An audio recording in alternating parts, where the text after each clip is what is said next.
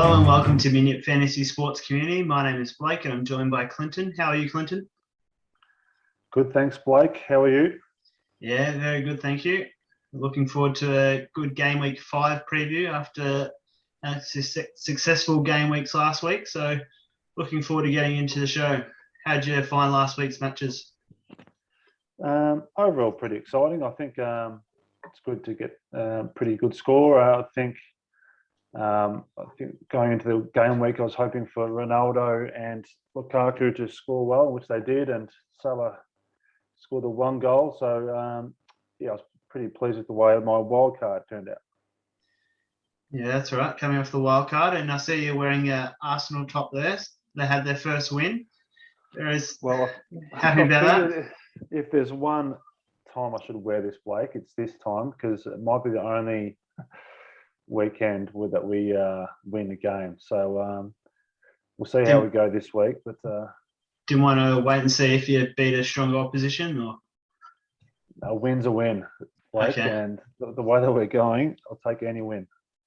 Yeah, that's right. They won 1-0 to Norwich on Saturday night. Crystal Palace beat Spurs 3-0 after Tanganga got sent off with a red card after two silly fouls. So it was good to watch as a Spurs supporter. Brighton defeated Brentford 1-0. Man City 1-0 versus Leicester. Man United 4-1 Newcastle. Southampton had a draw with West Ham. Watford 0-2 to Wolves. Chelsea 3-0. Aston Villa. Leeds 0-3 versus Liverpool. And Everton 3-1 versus Burnley. What was your match of the round there, Clinton? Good question there. I think for the theatre of it, I think watching United game was pretty amazing, and seeing Ronaldo even warming up and seeing the crowd go off was quite unbelievable. And must admit, it was pretty dull first 45 minutes, and then all of a sudden he turned it on and ignited the crowd even more so. And so I think from that point of view, it was definitely the highlight of the weekend. Yeah, had those 6 games all at midnight. That's right. Only one goal scored in the first half, and that was Ronaldo for the whole 6 games. Chelsea had a pretty convincing win versus Aston Villa at the 2:30 game. Leeds were a man down as well versus Liverpool. So overall some good viewing of soccer in the later matches with goals galore. But sitting there at midnight watching 6 games waiting for some goals, and it took a fair while to happen. I thought it was your birthday curse, Blake. It was your birthday. The clock ticked over to post midnight. It was your birthday. We were getting set to watch some goals, and there was no goals for a long time. So you almost fell asleep after half an hour. I nearly did, yeah. I was being in lockdown. I thought it was going to be the highlight of my birthday, just watching goals galore. But typical fashion, just didn't happen. The top scorers, Kovacic for Chelsea scored 13 points. Lukaku 13, Marcel 13, and Ronaldo 13. It was pretty even scoring. There's a lot of players that scored between 12 to 13 points. Alexander-Arnold being one of them, picked up a lot of points. So you had Lukaku and Ronaldo, is that right, for your wild card? Yes, and Trent. So 3 in the list is pretty good.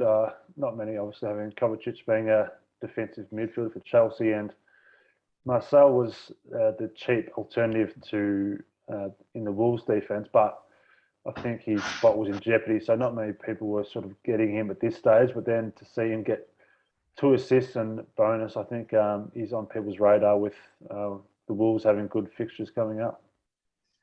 Yeah, absolutely.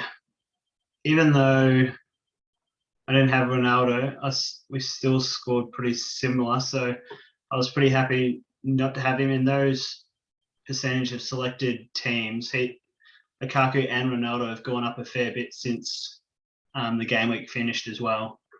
Even Alexander-Arnold's gone up a bit as well. Surprised more people didn't have him, to be honest. Well, there's only one person in the world who could do what Ronaldo did in a week. Is enter the game, and be captained by so many managers in the space of a week and a half, be up to almost 40% owned. It's quite unbelievable. Yeah, we just spoke about players that had gone up in ownership. The top man there, Antonio, was our low scorer of the round. His ownership has plummeted since last week's -1. Did you see the incident, did you, Clinton? I didn't see it live, but yeah, saw the replay, and I think obviously he was in a lot of teams. He's over 50% at the time of the weekend, so it feels as though everyone who's taking it seriously, Blake, no offense, was had him in their teams, and yeah, it's just one of those things that he was having a bit of a off game, and then decided to get red carded late. So that's the big decision this week. I think vast majority of people who have him will be weighing up to get rid of him. But what's enticing is the fact that after his week off this week, they play Leeds and then Brentford, two of the better fixtures you can have. So that's the thing that's probably holding people off, and I'm definitely one of them who's going to hold. I highly dispute that. I knew he was going to get red carded and miss a game week, and I knew people were just going to start jumping off him. So, yeah, I was well ahead of the game there. His teammate Ben Rama was another low scorer. He didn't get an assist or goal. Obviously, in there, they had a 0-0 draw, wasn't it? Yeah, I think so. But he got subbed off in the 60-odd minutes. So that's the disappointing fact. And you don't really want players in the team who are getting subbed off that early. But there's potentially a couple of factors for that subbing off, like obviously coming off international break, etc. And now with Antonio not playing this week, he's another player that is getting sold. But it's going to be interesting to see how they structure up this weekend versus United. And he's someone I'm definitely holding as well, because I think the United defense is great. So I do believe West Ham will score still, and I think he's very likely to be that person. I sure hope so. Some other highly selected players, Ings, he's got tough fixtures coming up, and a lot of managers jumping off him. He only scored 2 points. Jota, what do you think of Jota's performance?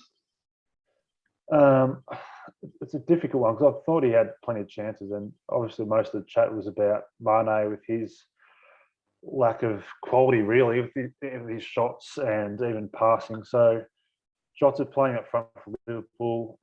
Firmino's still out for the next couple of weeks, so he's going to get his opportunities. It's just it's one of those ones that could have easily been 2 goals or 2 assists. So frustrating one, being a player that is slightly differential, is still 20% owned, but to have him in your team and to blank was pretty disappointing.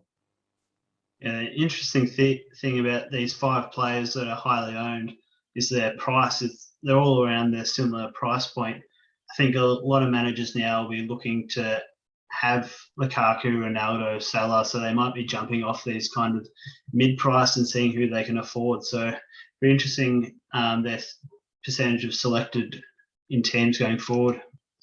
The other thing as part of that is the Champions League fixtures that have been on, and Man City just scored 6 goals last night, and Grealish was well and truly part of that. So you look at players' form in the Premier League, and you may think they're being disappointing, but then you look at the other fixtures, and Grealish was quite dominant last night. So you have to take that into consideration with form, because that might have been the performance that really kickstarts Grealish's good performances at Man City.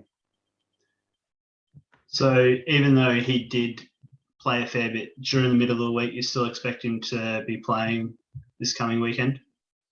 Well, I think this is the time now that teams like Man City and Chelsea, etc., United, it's hard to predict now, because they are starting to play those midweek fixtures, and coming off Champions League, that's often the time where, if they've played the weekend and then midweek, it is something to consider, but you can't predict it. So if you've got them in your team, you leave them in there. But if you're going to buy them, that's where you have to really be careful of, because you might be buying a player that may not play. Very good, Clinton. Well explained there with Grealish and the Champions League teams. So it'll be interesting to see how their teams line up this weekend after those midweek matches. So we'll go across now to my team from the weekend. Scored 78 points. No Ronaldo, but Lukaku was my captain with 13 points. Captain making 26. Alexander-Arnold in defence scored 12. Salah scored the first goal for Liverpool. He got me 8 points. And yeah, pretty even contribution across the board. I was pretty fortunate in a way that Calvert-Lewin didn't play because it meant Liv Ramento came onto the pitch and got me 6 points after keeping a clean sheet. Brighton Very lucky play. Yeah, well, if he had played, I was expecting him to score. So hopefully it was going to be 6 points either way. But yeah, St. Maximum is been quite a consistent performer for me so far. Another 5 points. I put Ben White on the pitch. I've held him since the start. Another 5 points there. Did he pick up a card, did he? Yes, looks like it. Yeah, must have. 5, yeah. Yeah, must have picked up a yellow. But yeah, across the board, pretty happy with my team. Would have preferred Lucas Dean to get some points on the board so far. He's been pretty quiet as a 5.4 defender, especially when there's some better options below him. He hasn't really done too much for me. Havertz is a little bit of a worry the amount they rotate him off, but he's such a quality player, and in a quality team, I like him going forward. But my concern is they're rotating him a lot. Ben Rama's obviously a concern with his minutes as well. And yeah, hopefully Sarr can put some points on the board for me soon as well, because he's been a bit up and down. Yeah, pretty happy with 78 points. It's boosted my rankings another about 1.2 million. So that's about 2.5 million I've jumped in the last 2 game weeks. So pretty happy with that overall. And yeah, hopefully just keep improving week by week. I think it's worth adding, Blake, like you said about St. Maximin. I think watching that game, he looks so dangerous. So there's going to be a game soon. He'll score a couple of goals, no doubt. It's just whether or not it happens soon. It's before you think about maybe get rid of him, that's all. Yeah, he's got good fixtures coming up as well, so I'm not planning on getting rid of him at the moment. With Callum Wilson being out, he's playing up front a lot more. In those first early games, I was concerned that he was playing up the pitch a fair bit, not close to goal, but on the weekend he looked very attacking and dangerous. So your team now, Clint, same score, 78 points off a wild card. Yes, very different team to yours, so it's quite strange we end up on the same points. But yeah, the team that I showed last week, I made a couple late changes. I was enticed by Luke Shaw with the potential of Ronaldo playing and Shaw and being with his sort of crossing off. He was a player I wanted. So what I ended up doing, I sacrificed Christensen, who didn't play for Chelsea. So I brought in Shaw, but then I also had to downgrade the keeper, who had Sarr, who got a clean sheet for Wolves, and I've got Raya, who is on paper maybe a bit of a risk with Brentford and how the fixtures they have coming up, but I do think he'll get a lot of save points. So he's someone I'm happy to stick with, and obviously against the grain a bit. A lot of people have Brighton's goalie, and so he's a bit of a differential there, but he's a bit of a wait and see. And the other one was Diaz. So on this show, I described Cancelo as a player I really wanted, but I play it safe. I got Diaz, and of course, Cancelo got bonus and the assist for their goal. So in the short term, it cost me 5 points, but in the long run, I'm expecting we mentioned before about rotation. Like, for example, I wouldn't be surprised if Cancelo has a rest this week, but Diaz there for longer. I'm pretty happy about, so I can't complain there. So yeah, there's the back line, and obviously Trent. I'm very happy that I decided to have him, and he was the one. Obviously, Mo Salah was the one I bypassed, and having a strong defense is the difference with that, and I'm happy with that scoring backline if they can do that consistently. Then if you look at my midfield, obviously some pretty low scores there, but Greenwood looked dangerous again. I'm happy with the way he's tracking. Obviously, we talked about Ben Rama, but I do believe Torres and Jota, they're playing up front in two very good teams. I'm hoping they can stay in there long enough and score some points for me soon. So, yeah, it wasn't the greatest scoring weekend for my midfielders, but I'm hoping they can come good this week. Up front, yeah, obviously happy for the two big boys up front. So I'll be backing on the fact that they can hopefully continue to score big and reward the fact that I don't have Salah in the team.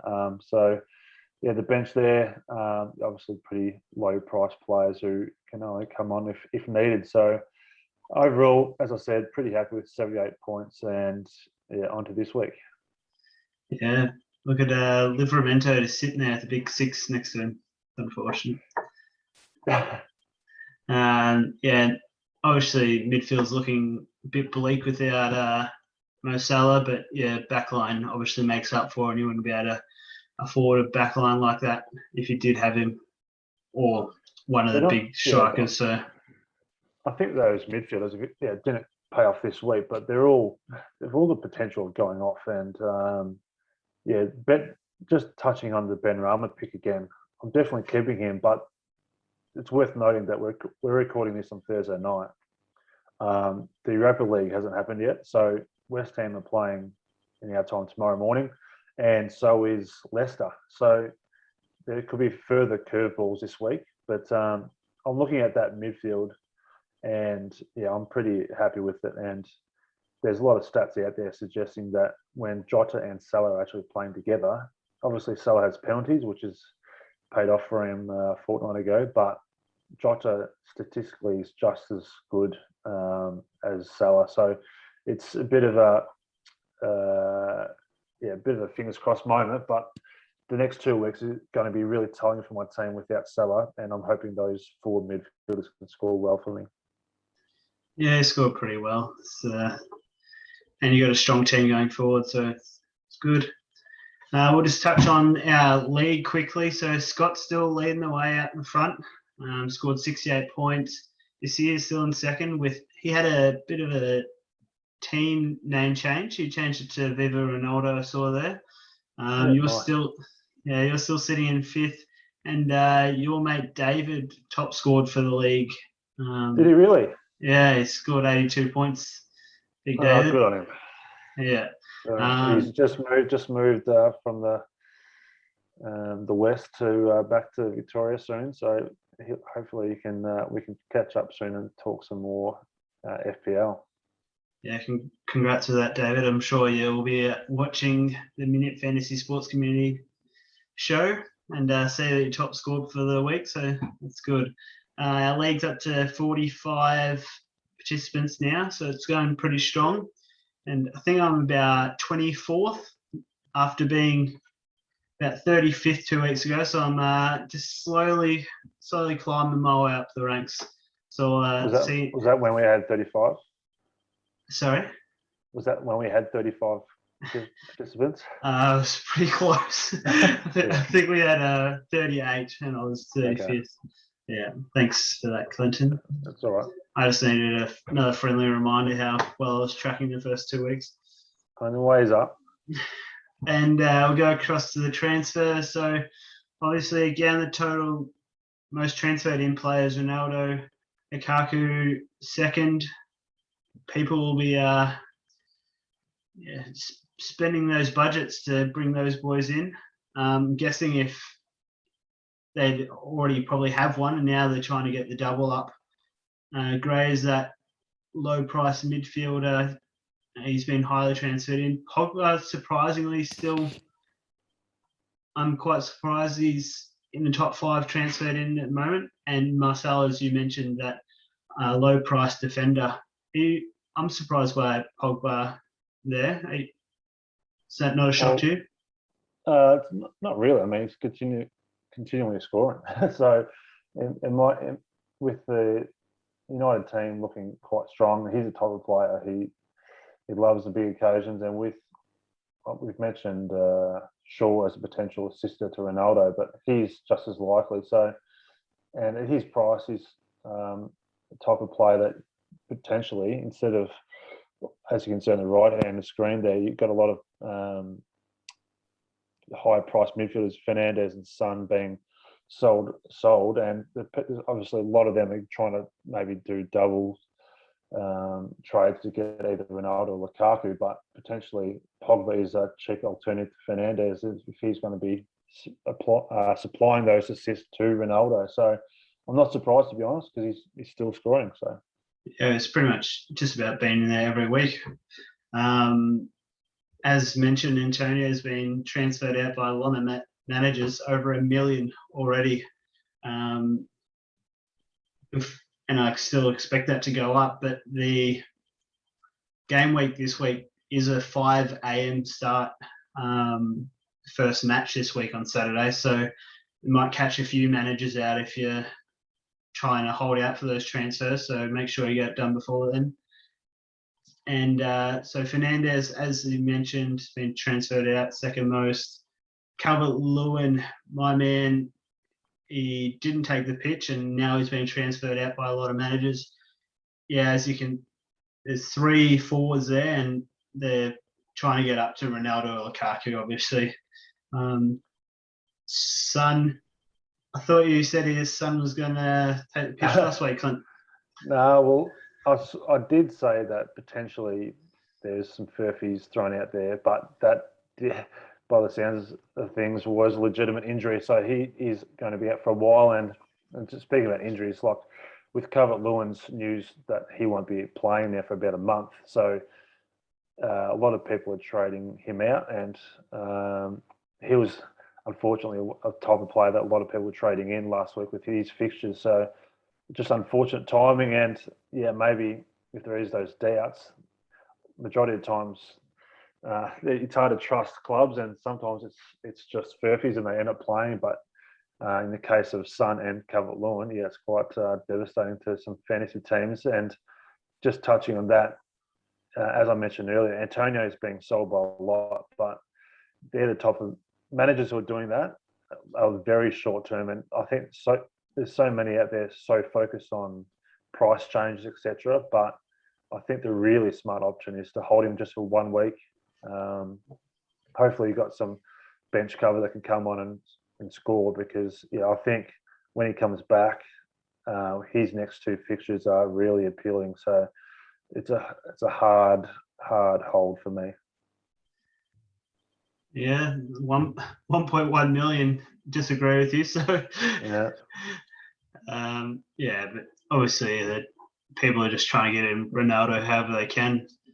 But like usual, I'm not going for the most popular forwards, but I'll discuss that later on in my team reveal. This is our watch list. We've still got Mendy there as your goalkeeper as a watch list.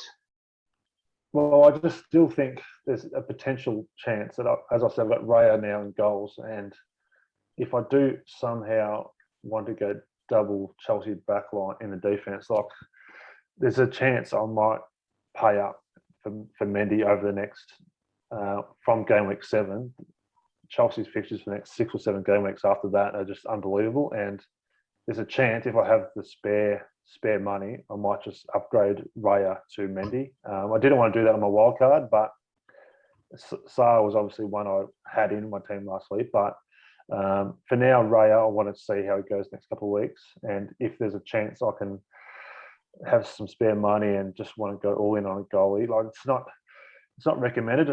The smart option is to always go for a cheaper goalkeeper, because you're just as likely to score more with that money spent. But Mendy's Chelsea's fixtures, I can't see them being scored against too often. So smart move by me is just maybe go Mendy, but we'll see.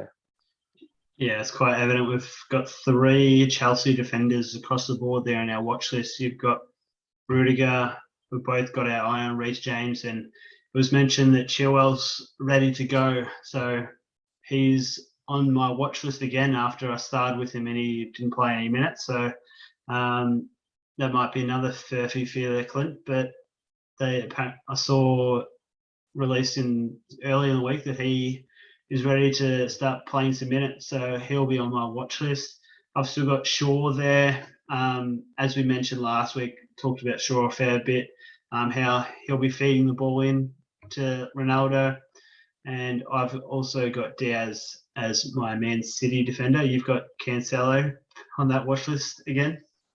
Well, yeah, obviously I didn't include him, but I can't see myself maybe doubling up on City, although they are looking awesome defensively. But now that the way I've structured my team, I can't see myself doubling up. And now with the risk of rotation, yeah, it's just I've gone down the path of Diaz, and now I'm likely just to go with one City player.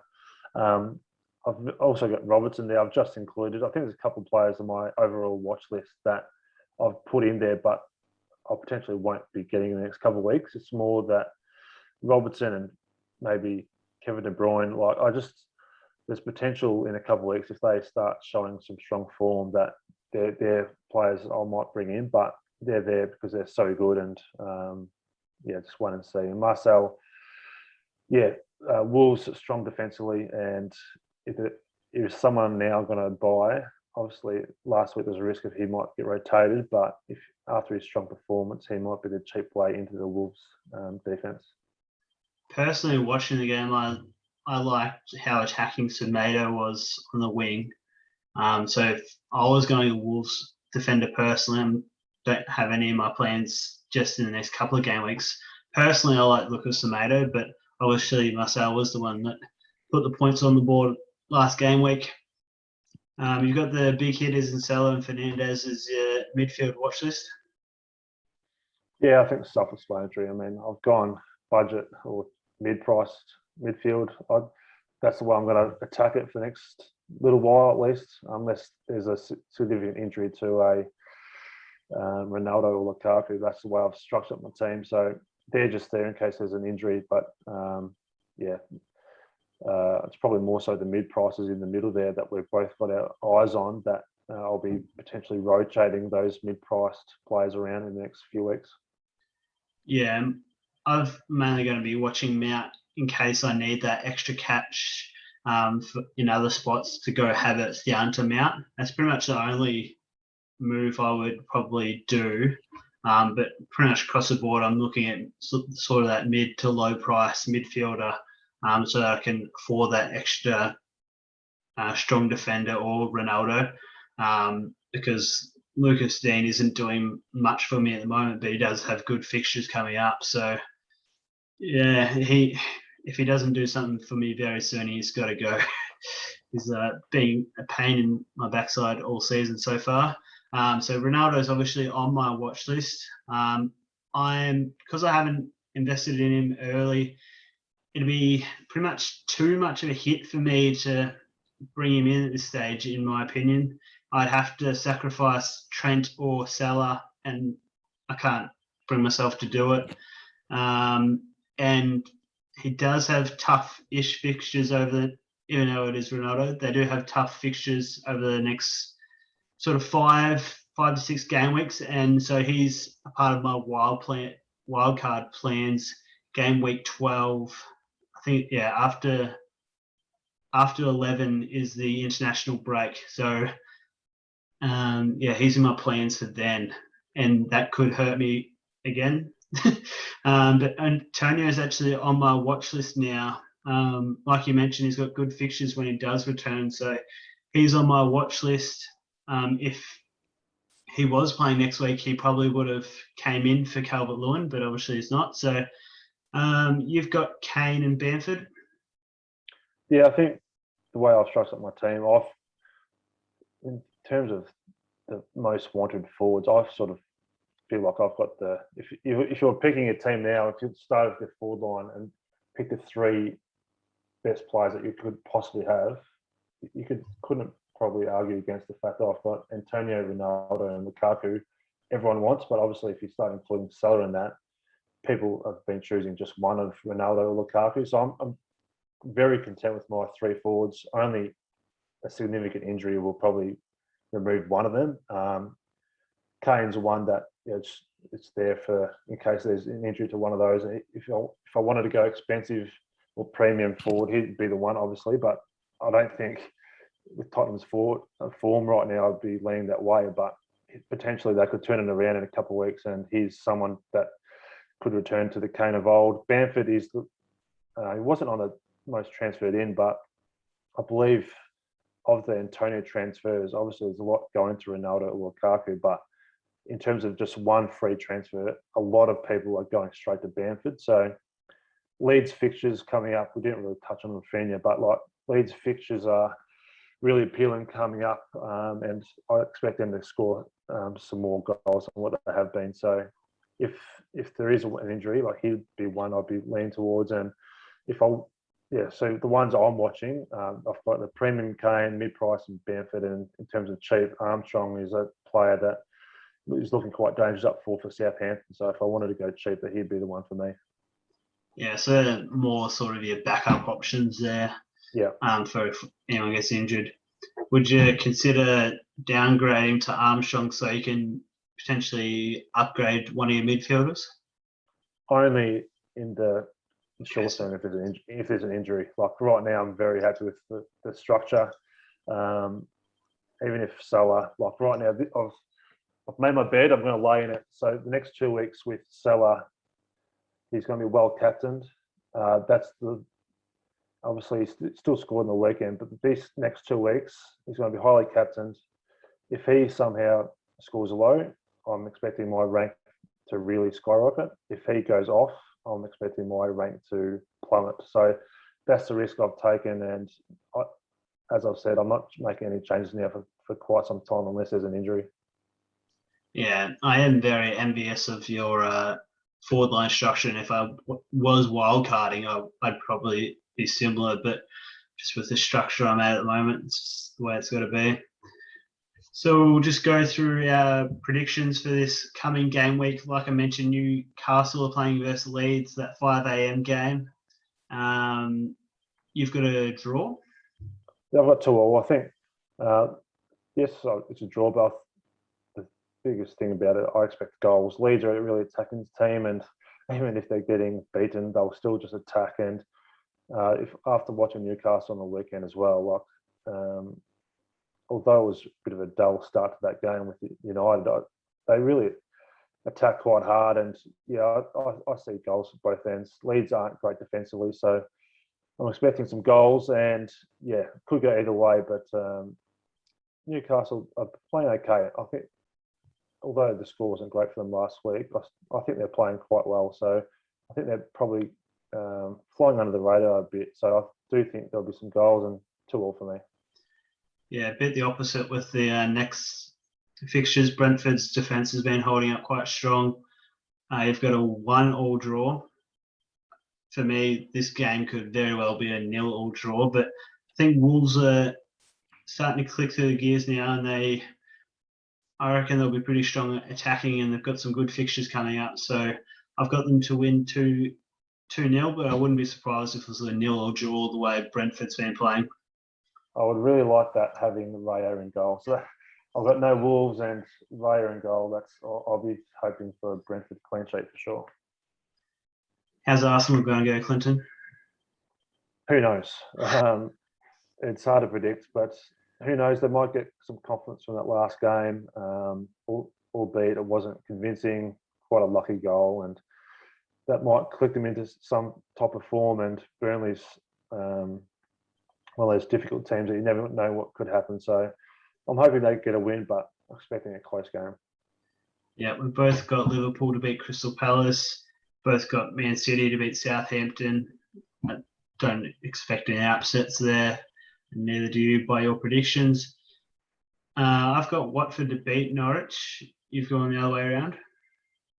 Yeah, there's something about just sorry going back. Like I expect Liverpool to win, but Palace I see quite similar to Newcastle. I think they're playing quite well. So obviously they beat your mob Spurs 3-0 last week. So I don't expect Liverpool just to smash them off the park. I know you've got 4-0, but I'm expecting a closer game. So we'll see how that game goes. Yeah, Norwich.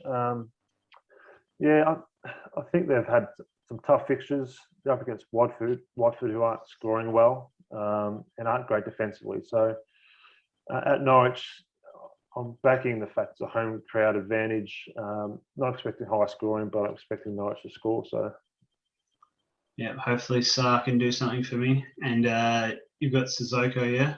He had a few chances at goal from what I yeah, he's saw. okay. He's getting quite forward, and he's a cheap midfielder. He's a bench player. If he comes onto my team, he does. But he's a bench player for me. So With no Calvert-Lewin, this evens the game quite evenly against Aston Villa.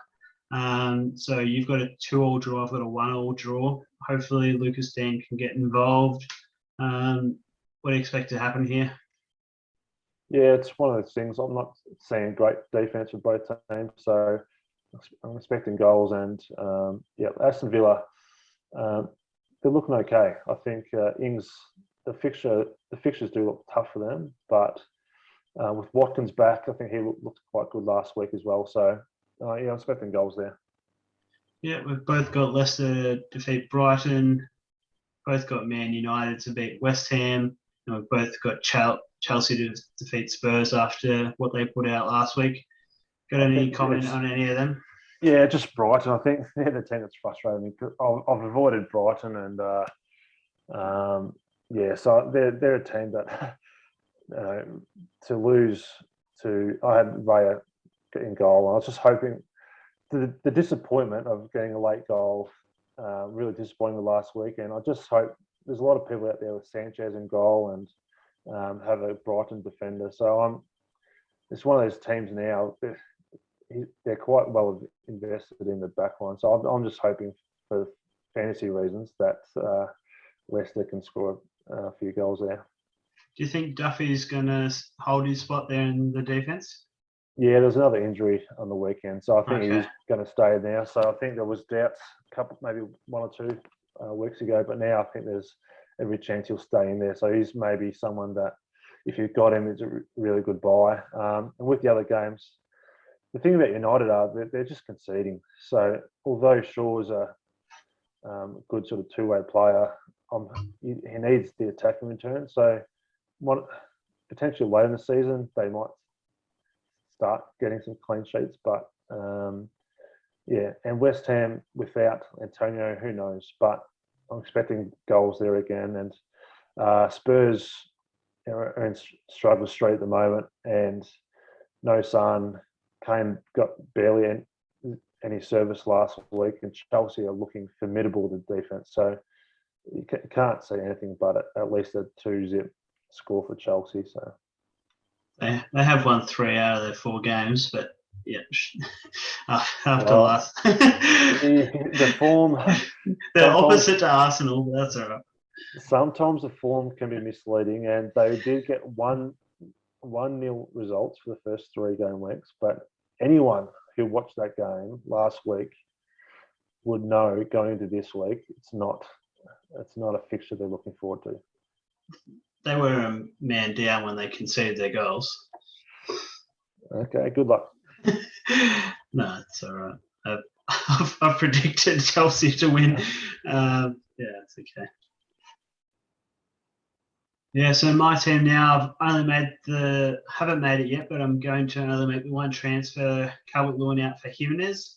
I think Wolves, as I mentioned, they've got good fixtures coming up, and he's playing against Brentford this week. So hopefully Jimenez can return for me because I can't afford to go up to Ronaldo from where I'm at. So Jimenez comes in.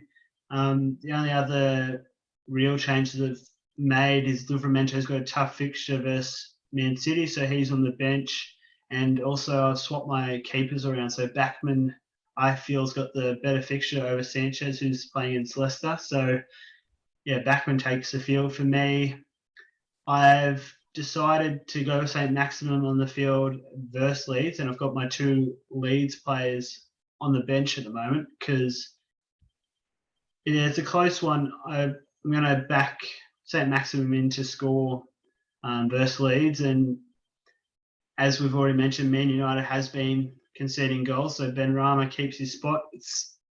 I'm tossing up whether to swap Dallas with Ben Rama, but yeah, hopefully St. Maximum scores, and I don't want to sort of put them against each other on the field. What are your thoughts on that? Would you have my Leeds players on the bench? Well, it all comes down to your structure, Blake, because obviously, look at the Leeds fixtures. Like, this is the period that a lot of people are starting to buy them. So it all depends who you're choosing. And if you go for an even spread, like, these are the decisions you are left to make. Like, my team's structured in a way that it's very much, I know my bench players. So for your case, even your goalkeepers, obviously I'd strongly also consider the fact of whose home game it is, and Brighton are really good at home. So I'm not going to sway you with your decision, but these are the decisions that, if you go for an even balanced team like you have, these are the decisions that you could. There's a lot to think about. So yeah, the Ben Rama one and Dallas. Dallas being a midfielder, I think that immediately would lead me to make sure to choose Ben Rama over Dallas. And yeah, I think even like Jimenez, that choice, I think it's a good choice. Wolves have these nice fixtures. It's just there's a lot of faith being put in that they're going to turn their, I guess, attacking returns around, because they've shown in the past that they can score well. Jimenez, with his injury last year, it's yet to be proven if he's really back to his scoring best. So it is a bit of a risky pick, but I do like it. And yeah, obviously, as I said, there's a few decisions for you to make. So this is the type of team that leads you to these decisions, I guess, the structure that is. So just fingers crossed for you, you get these decisions right. Yeah, each week I'm got about 5 different options which I can do off my bench, just about, which a lot of managers don't have. Yeah, so we'll go across to your differently structured team now. Are you making any changes at all this week? I don't think I will, Blake. No, so that's the team as it was last week. I'm still weighing up the captaincy. Who did you captain again? Sorry, Blake. Oh, sorry, I captain Salah versus Crystal Palace. Very wise move, yeah. Sorry, so who are you going to put on the field for Antonio? Are you going to put Sissoko this year?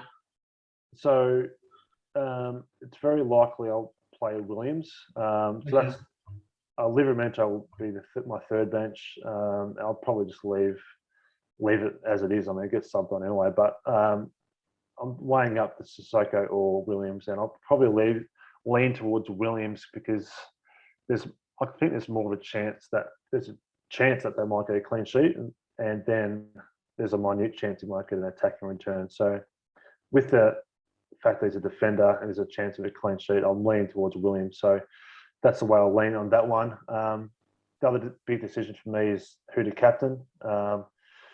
And I'm weighing up between Ronaldo and Lukaku, both away. There's 2 different ways to think about it. Like Lukaku, they play Tottenham away. Look, Tottenham have some injuries in their back line, and the way they're playing, the man's a beast at the moment. He's scoring so well. And Ronaldo, with the way that things panned out in the Champions League, there was a red card. He got substituted off at the 70 minutes. They end up losing. So there's a lot of flack about the fact he went off.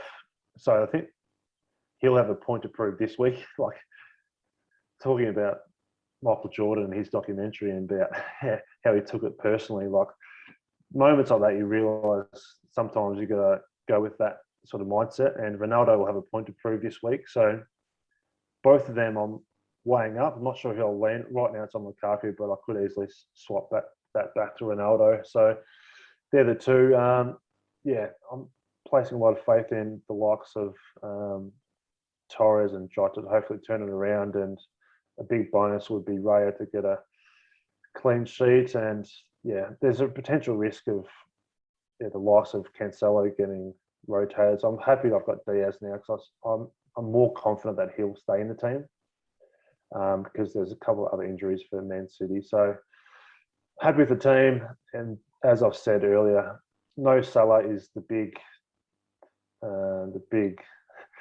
hide behind the couch moment this week, because if he goes off, I'm in big trouble. But if I'm just hoping that Crystal Palace going to be quite tired and keep it to a low scoring game. Hopefully Jota can score, but Mo Salah's the one I'm hoping to be quiet, and I'd expect that team to score quite well. So fingers crossed. Yeah, with Dyer out for Tottenham, I'm scared for Tottenham's defence this weekend against Lukaku. I don't know how they're going to contain him. Just another thing, the way I've structured my team, as I said, I wildcarded last week. I'm very happy with it this week.